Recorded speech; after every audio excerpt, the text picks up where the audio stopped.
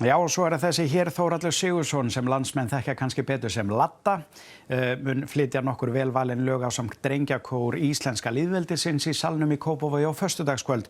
Nú Sunna Sæmundsdóttir stödd á æfingu fyrir stóru stundina. Sunna, ætlaðir ekki örugglega að taka lagið Búkollu? Já, engar áhyggjur Sindri minn, það alveg örugglega hægt að redda því og mér heyrist reyndar kórunina á bakum mig vera þegar farin að gera það.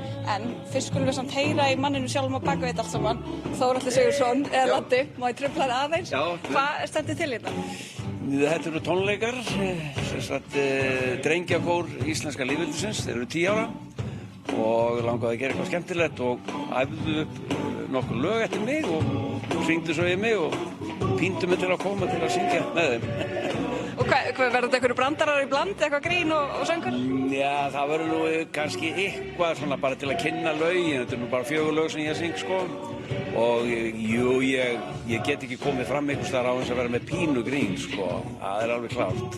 En drengjakór, er það ekki svolítið... Jú, þetta eru náttúrulega drengir á öllum aldri í raun og veru sko, alveg frá 30 og upp í, 72.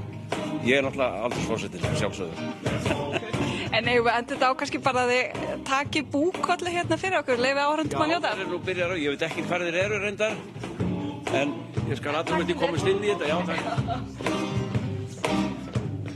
Það sjá.